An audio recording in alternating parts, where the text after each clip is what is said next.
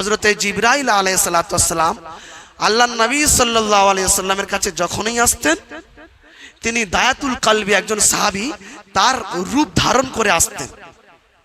মানে জিবরাইলের সূরত ধরে আসতেন না, যাতে সবাই, আমি যদি আমার সূরত ধরে যাই তো সমস্ত সাহাবারা তো বুঝতে পারবেন, একটা হিড়িক সৃষ্টি হবে, হবে কি হবে না। তো উনি একজন সাহাবার রূপ ধরে বেশিরভাগ আসতেন, যে সাহাবীটার নাম হযরতে দায়াতুল কালবি। তো দায়াতুল কালবির সূরত ধরে আল্লাহর নবীর কাছে এসেছেন। এমন সময় ইমাম হুসাইন রাদিয়াল্লাহু তাআলা আনহু বাড়িতে কিছু না খেতে পেয়ে মাকে বললেন, মা আমি নানার দরবারে যাচ্ছি, যদি কিছু খাবারের ব্যবস্থা হয়ে যায়।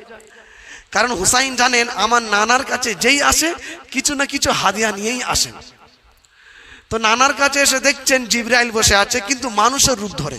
হুসাইন জানেন না, ফুচকে ছেলে, মনে করলেন সেই প্রতিবার যাকে দেখি সেই দায়াতুল কালবি আমার নানার পাশে বসে আছেন। তো হুসাইন দৌড়ে এসে জিবরাইলের কোলে বসে পড়েছেন। কিন্তু জিবরাইলের এটা তো তার এতটুকু যোগ্যতা নেই যে মানুষকে কোলে নিতে হয়, এটা সে জানে না। তো ইমাম হুসাইন দৌড়ে গিয়ে জিবরাইলের কোলে বসেছেন। তো জিবরাইল ইতস্তত বোধ করছেন, কারণ তিনি তো জানেন না কি করে কোলে নিতে হয়। বুঝতে পারছেন কি পারছেন না? ইতস্তত বোধ করছেন। আল্লাহ নবী বুঝতে পারলেন জিবরাইল ইতস্তত বোধ করছেন, কিন্তু হুসাইন যদি জানতেন এই জিবরাইল, কোলে বসতেন না।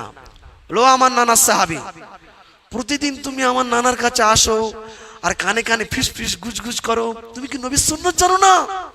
নবীর কাছে এলে কিছু হাদিয়া নিয়ে আসতে হয়, খাবার বার করো, খাবার খাবো।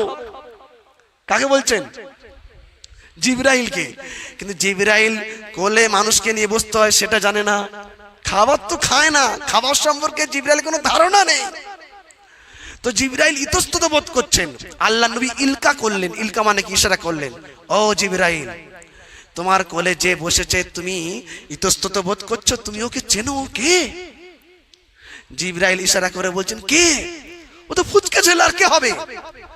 আল্লাহ নবী বললেন, না জিবরাইল, তোমার কোলে যে বসে আছে ওর সম্পর্কে তোমার ধারণা নেই। আমি একদিন নামাজ পড়ছিলাম, আমি নামাজে রত ছিলাম, হুসাইন দৌড়ে এসে আমার পিঠে চেপে বসেছে। আমি চিন্তা করলাম আল্লাহর দিকে মতওয়াজ্জা হয়ে আছি। ওই যে ইব্রাহিম আলাইহিস সালাতু ওয়াস সালাম পড়েছিলেন কি, ইন্নী ওয়াজ্জাতু ওয়াজহিয়া লিল্লাযী ফাতারাস সামাওয়াতি ওয়াল আরদা হানিফা ওয়া মা আনা মিনাল মুশরিকিন। ও আমরা নামাজে দাঁড়ানোর আগে এটা পড়ি কি পড়ি না? এটা পড়া জরুরি নয়, না পড়লেও হয়ে যাবে, কিন্তু এটা আমরা পড়ি মোটামুটি। তো নবী আলাইহিস সালাতু ওয়াস সালাম, বিশ্ব নবী চিন্তা করলেন আমি এই মুহূর্তে নামাজরত আছি, আল্লাহর সামনে দণ্ডায়মান হয়ে আছি, আল্লাহর জন্য রুকু করছি, আল্লাহর জন্য সিজদায় আছি। আর হুসাইন আমার পিঠে বসে চেপে বসেছে। আর পিঠে শুধু চেপে বসেনি, দুটো রানে হাত মারছেন। কে? হুসাইন। বলে চল ঘোড়া চল, চল ঘোড়া চল। আল্লাহর নবী চিন্তা করছেন নামাজে এত বড় বিয়াদবি, নামাজে এত বড় বিয়াদবি। এই ঘটনাটি আমি এখানে রাখছি, একটু এগিয়ে আসি, তারপরে এটা বলবো। আল্লাহর নবী সাল্লাল্লাহু আলাইহি ওয়াসাল্লাম তিনি রাস্তা দিয়ে হেঁটে যাচ্ছেন, হাসান আর হুসাইন কাঁদছেন। কিন্তু হাসানের কান্নার একটা সাইজ রয়েছে, হুসাইনের কান্নার কোনো সাইজ নেই।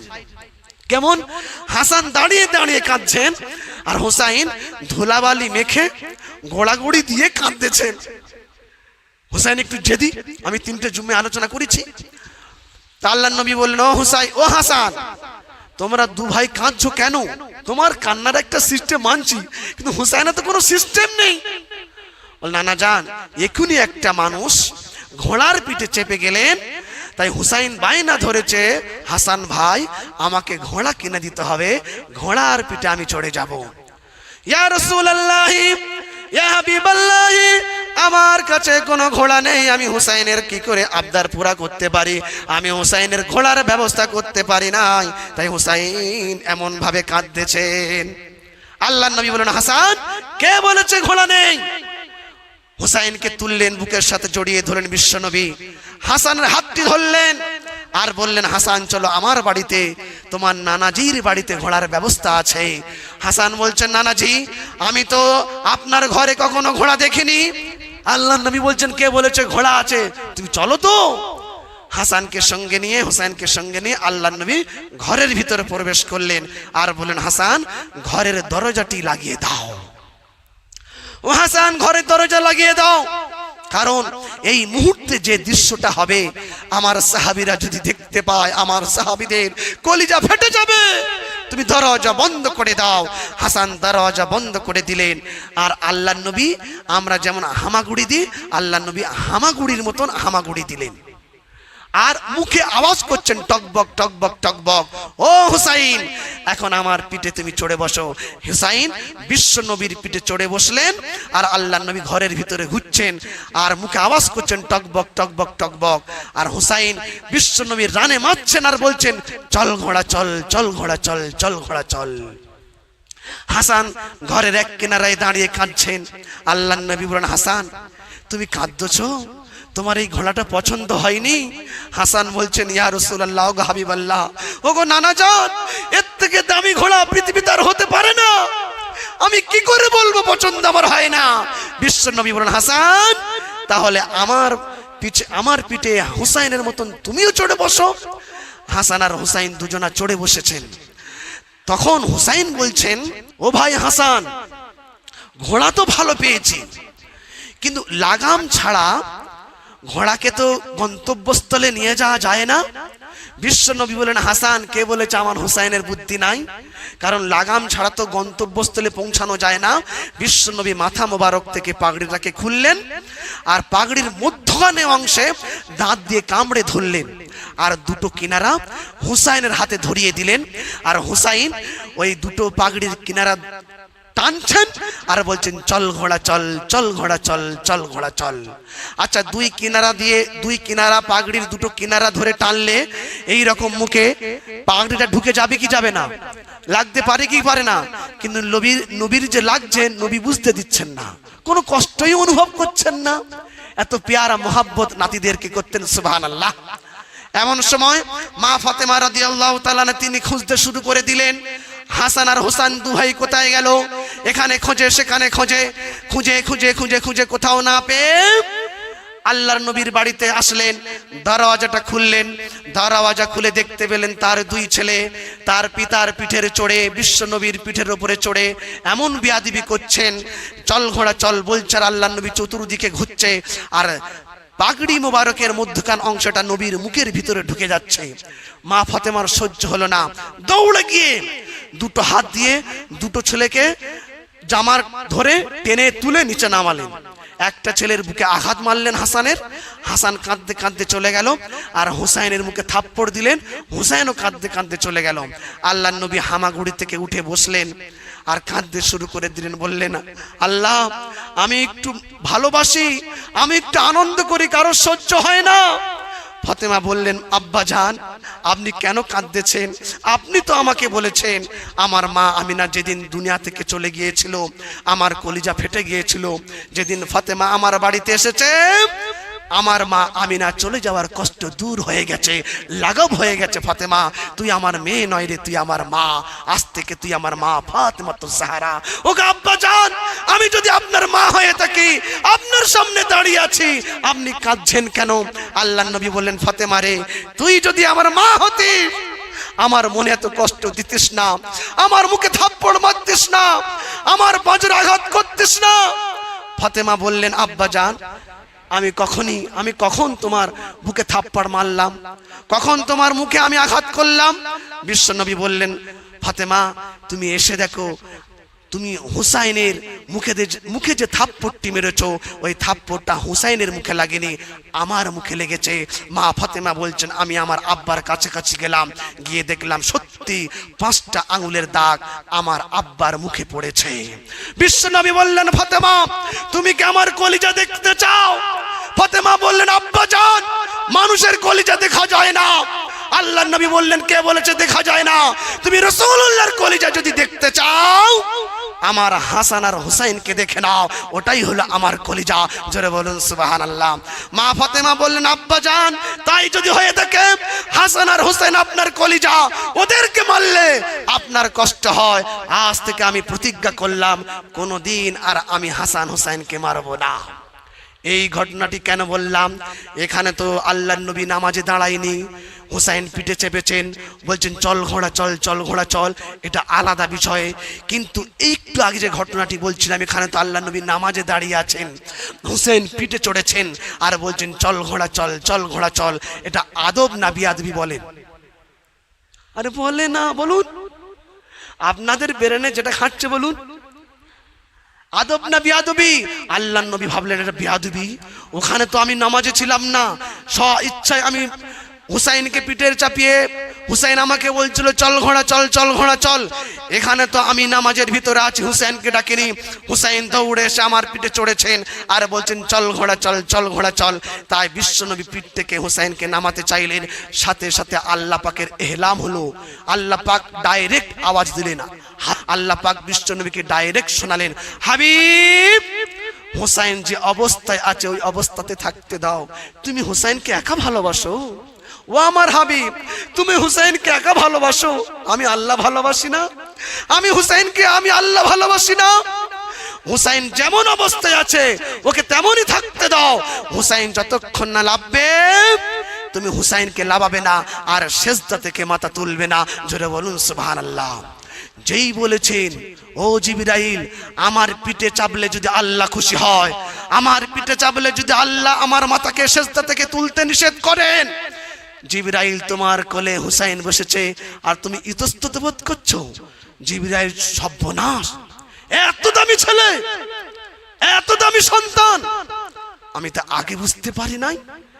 এই যে ঘটনাটি আমি বললাম কেন, যে হাসান আর হুসাইন এত বিশ্ব নবীর কাছে দামি, আমার আল্লাহ পাকের কাছে দামি, তাদের কুরবানি হওয়ার জন্য কোনো জরুরত ছিল না। নিজের 6 মাসের শিশু গত জুম্মার আলোচনায় করেছিলাম, কুরবানি করার কোনো প্রয়োজন ছিল না, তারা জান্নাতের সর্দার ছিলেন। কিন্তু কেন করেছিলেন? যে আমি হুসাইন বেঁচে থাকতে আমার নানাজির আদর্শ নিভে যাবে, আমার বিশ্ব নবীর সুন্নত মিটে যাবে, আমি বাতিলের পক্ষে সঙ্গ দেব, আমি হুসাইন বেঁচে থাকতে কখনো সম্ভবপর নয়। হুসাইন এত দামি থাকার পরও আর একটা হাদিসের টুকরো বলে দিলে আরো আপনাদের বুঝে আসবে। আল্লাহ নবী সাল্লাল্লাহু আলাইহি ওয়াসাল্লাম ইমাম হুসাইনকে আদর করছেন। ইমাম হুসাইন বিশ্ব নবীর ঘাড়ে চড়ছেন, কখনো কখনো মাথার উপরে চড়ছেন, কখনো কাঁধের উপরে চড়ছেন। একজন সাহাবা এসে বললেন, ইয়া রাসূলুল্লাহ আপনি বাচ্চা পেলে এত আদর করেন কেন? আমারও তো 5-6টি বাচ্চা আছে, আমি এত আদর করি না, ভালোবাসি না? আল্লাহ নবী বললেন, দেখো আল্লাহ যদি তোমার দিলে মোহাব্বত না পয়দা করে, রহম না দেয়, আমি কি করতে পারি বলো? ইমাম হুসাইন বিশ্ব নবীর কাঁধে চড়ছেন, নবীর সাথে খেলা করছেন। এমন সময় আল্লাহ নবী বলেন, হুসাইন বলো তো কে বড়, আমি বড় না তুমি বড়? হুসাইন বলছেন, নানাজি আমি আপনার থেকে বড়। আল্লাহ নবী আশ্চর্য হয়ে গেলেন, আশ্চর্য, আমি রাসূল, আমি নবী, তুমি আমার নাতি, তুমি আমার থেকে কি করে বড় হলে? হুসাইন বলছেন, নানাজি আপনি বলুন তো আপনার পিতার নামটা কি? আল্লাহ নবী বললেন, আমার পিতার নাম আব্দুল্লাহ। হুসাইন বললেন, এই আব্দুল্লাহ এই পর্যন্ত শেষ, মানুষ আব্দুল্লাহকে বেশি চিনবে না। আপনি তো আমার পিতার মতন পিতা পান নাই, আমার আব্বার মতন আব্বা আপনার আছে। আমার আব্বা হচ্ছেন আসাদুল্লাহিল গালিব, সমস্ত কাফেরদের জন্য বিজয়ী বীর বাক আমার আব্বা। এবং আমার আব্বা সম্পর্কে আপনিই বলেছেন, আনা মাদিনাতুল ইলম ওয়া আলুম বাবুহা, আমি হচ্ছে জ্ঞানের রাজ্য আর সেই রাজ্যের প্রধান প্রফেসর তরুণ আলী। আমার বাপের মতন বাপ আছে আপনার? আল্লাহ নবী চুপ করে গেলেন, আশ্চর্য, একটা বাচ্চা ছেলে বলে কি? এবারে হুসাইন বলছেন, নানাজি বলুন তো এবারে দেখি আপনার মায়ের নাম কি? আল্লাহ নবী বলছেন, আমার মায়ের নাম আমিনা। হুসাইন বলছেন, এই আমিনা এই পর্যন্ত শেষ, আপনি কি আমার মায়ের মতন একটা মা পেয়েছেন? আমার মায়ের মতন একটা মা আপনার আছে। আমার মা হচ্ছেন সাইয়্যিদাতুন নিসা, সমস্ত জান্নাতের সর্দারিনী মা ফাতিমাতুজ জাহরা রাদিয়াল্লাহু তাআলা আনহা। আপনি কি আমার মায়ের মতন একটা মা পেয়েছেন? আল্লাহর নবী মাথাটাকে হ্যাট করে নিলেন, চোখ থেকে টপ টপ করে পানি পড়ছে। এবার হুসাইন বলছেন, নানাজি আরো বলবো নাকি? ও নানাজি আরো বলবো নাকি? আল্লাহর নবী মাথা তুললেন আর বললেন, হুসাইন নানা ঠিক আছে বলো। এবারে হুসাইন বলছেন, নানাজি এবারে বলুন তো দেখি আপনার নানার নামটা কি? নাতি নানাকে বলছেন, ও নানাজি এবারে আপনি বলুন আপনার নানার নামটা কি? হুজুর বললেন, হুসাইন আমার নানার নাম আব্দুল ওয়াহাব। হুসাইন বলছেন, এবারে মানুষের কাছে যান, মানুষকে জিজ্ঞাসা করুন এই আব্দুল ওয়াহাবকে কজন চেনে? আপনি কি আমার নানার মতন নানা পেয়েছেন? আমার নানাকে জানেন? আমার নানাকে চেনেন? আমার নানা হচ্ছেন সাইয়্যিদুল মুরসালিন, আশরাফুল আম্বিয়া, রাহমাতুল লিল আলামিন, বিশ্ব নবী জনাবে মুহাম্মদ রাসূলুল্লাহ সাল্লাল্লাহু আলাইহি ওয়াসাল্লাম। বিশ্ব নবী কাঁদছিলেন আর বলছিলেন, হুসাইন হুসাইন। বিশ্বনবী হুসাইনকে জড়িয়ে ধরলেন আর বললেন, না আজ আমি তোমার কাছে হেরে গেলাম। কখনো গন্ডদেশে, কখনো ঠোঁটের উপরে, কখনো চিবুকের উপরে, কখনো মাথার উপরে চুমু খাচ্ছিলেন আর আদর করছিলেন। সুবহানাল্লাহ। এই যে ঘটনাগুলো বললাম আমি আপনাদেরকে, কেন? এ থেকে আমরা কি জ্ঞান অর্জন করতে পারি? যে হুসাইন বিশ্বনবীর এত প্রিয় পাত্র ছিল। সাহাবারা বললেন, ইয়া রাসূলুল্লাহ, ইয়া হাবিবাল্লাহ, আমরা দেখেছি হুসাইনের এমন কোনো অঙ্গ বাদ নেই যে অঙ্গতে আপনি চুমু খাননি, অর্থাৎ হুসাইনের প্রত্যেকটি অঙ্গে আপনি চুমু খেয়েছেন। বিশ্বনবী বললেন, সাহাবারা হুসাইন হলো আমি, আমি হলাম হুসাইন, তাই তোমরা হুসাইনকে ভালোবাসো, কারণ হুসাইনকে ভালোবাসা মানে আমি রাসূলুল্লাহ আমাকে ভালোবাসা হয়ে যাবে। যারা বলুন সুবহানাল্লাহ। তাহলে চিন্তা করে দেখুন যে হুসাইন এত দামি, আমরা তো সামান্য 2 পয়সার দামি হলে, 4 আনার দামি হলে, দুনিয়ার নজরে দামি হলে, দুনিয়ার নজরের বাইরে যদি দামি হয়ে যায়, আমাদের ঠেকানো বড় মুশকিল হয়ে যায় কি যায় না? যায় কি যায় না? আমাদের দিনের কাজ করতে ভাল লাগে না, আল্লাহর হুকুম মানতে ভাল লাগে না, শরিয়া মানতে মন চায় না, বিশ্বনবীর সুন্নাত তরিকা অনুযায়ী আমি চলবো আমার মন চায় না। আমরা বিশ্বনবীর সুন্নাহ ছেড়ে আমরা দুনিয়ার ফ্যাশনের ভিতরে ঢুকে গেছি আর মনে করেছি এর ভিতরেই ফায়দা রয়েছে, এর ভিতরেই কামিয়াবি রয়েছে। আর মানুষকে যখন বলা হয় ভাবে আরো সময় আছে, আর একটু সময় হয়ে যাক, আর একটু বয়স হোক, তখন নয় আল্লাহর ইবাদতের সঙ্গে জুড়ে যাব নাকি? বলে হুজুর এখন কি বয়স হয়েছে, আর একটু বয়স হোক তবে তো জুড়বো। আরে খেপা, পাকা আগে যাবে না কাঁচা আগে যাবে কোনো গ্যারান্টি আমার কাছে নেই রে বোকা। কখনো কখনো বাপের কাঁধে সন্তানের লাশের খাটিয়ার ডান্ডাটা তুলে দেয় কি দেয় না? তুমি বুঝতে পারছো না শরীয়ত কি জিনিস? মনে করছো বুড়ো হয়ে যাব, দাড়িগুলো সাদা হয়ে যাবে, তখন মসজিদে বলে আল্লাহ আল্লাহ আল্লাহ আল্লাহ, বলে ও ফেরেশতা মাল পাগলা পাগলা পাগলা, তাড়াতাড়ি তাড়া। বলে কোন সূরাটা জানো? বলে হেভি সূরা জানো। বলে বলো। বলি না তাই না, কাল কাউসার ফাচার নামিন শান তার। ফেরেশতারা বলছে মালটাকে আগে তেড়ে বার কর। সব বনাশ করেছে। দুনিয়ার সব বিষয়ে জ্ঞান টনটনে, আর আমার নবীর সুন্নাহ মেনে চলবে, এই বিষয়ে তোমার জ্ঞান টনটনে তুমি কেন করনি বলো? এই জন্য পাকড়াও আল্লাহ পাক করতে পারে কি পারে না। একদিকে থাকবেন হাসান আর হুসাইন, আর একদিকে রাখবেন বিশ্বনবীর সমস্ত উম্মতদেরকে। আল্লাহ পাক জিজ্ঞাসা করবেন, বলো উম্মত, হাসান আর হুসাইন ছিল, সেও আমার নবীর উম্মত, সেও ছিল আমার বান্দা, তোমরা আমার নবীর উম্মত, তোমরা আমার বান্দা। বলো আমার দিনের জন্য কতটা কুরবানি তোমাদের আজ, বলো কতটা স্যাক্রিফাইস আজ, বলো কতটা ত্যাগ তিতিক্ষা দিয়েছো, বলো বলো আমার দিনের জন্য তোমরা কি করেছো? সামান্য 5 ওয়াক্ত নামাজ পড়তে আসবে গরমকালে, বলো হুজুর লোডশেডিং ছিল, ঠিক 3টার সময় ঘুম আসলো, ঘুম ভাঙে না। আচ্ছা গরম কেটে গেল, ঠান্ডার সময় বলো হুজুর এত ঠান্ডা, সেই আজান দিয়েছে শুনতে পেলাম, কখন যে ঘুমিয়ে পড়লাম বুঝতে পারলাম না। আর জুমার দিনে সেই আজান দেবে, তখন ঘষেই যাচ্ছে সামান, ঘষেই যাচ্ছে, জানে 12:30টার পরে তো খুতবা শুরু হবে, মানে শেষে আসবে, একদম ফার্স্টে বেরিয়ে যাবে। ফেরেশতারা মনে মনে করছে এই মালের সবগুলো রাখবো কোথায়? আবার কেউ যুক্তি দিচ্ছে, জানেন আপনাদের গ্রামের লোক যখন দিনের দাওয়াত দিতে যাওয়া হয়, বলো হুজুর আমাদের কোনো চিন্তা নাই। বলে কেন? বলে আল্লাহ পাক যখন দেখবে এই গুনাহগার, বলে একে সাইড দে, বাদ দিয়ে দে, মানে আজাব দেবে না, সাইড দিয়ে দেবে। যেমন আমরা আলু পচে যায়, সে যুক্তি দিচ্ছে যে আলু একটা বস্তার ভিতরে যেমন 2-4টা আলু পচে যায়, আলুগুলো কি আমরা অপমান করি? করি না তো, একে সাইড করে দে, ফেলে দাও। তা আল্লাহ আমাদেরকে সাইড করে দেবে, ফেলে দেবে, অথচ চিন্তা নাই। কি যুক্তি! সর্বনাশ। আমি বলছি বোকা, এত তোর জ্ঞান টনটনে, এই জ্ঞানটা যদি দিনের জন্য লাগাতিস, ইনামুল হাসান রাইসি চাইতে বড় আল্লাহর ওলি হয়ে যেতিস। কি যুক্তি দিচ্ছে! আবার একজন যুক্তি দিচ্ছে, একজনকে দিনের দাওয়াত দেওয়া হলো, সে বলছে যে একটা মা, একটা সন্তান যদি খারাপ হয় তো মা কি তাকে মেরে দেয়?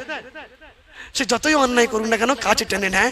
তা আল্লাহ পাকের আমরা যতই তার ইবাদতকে আমরা গাফিল হয়ে চলি না কেন, তার ইবাদত নাই বা করি না কেন, আল্লাহ পাক আমাদের শেষমেশ ওই মায়ের থেকে তো আল্লাহ বেশি ভালোবাসে, ওই টেনেই নেবে।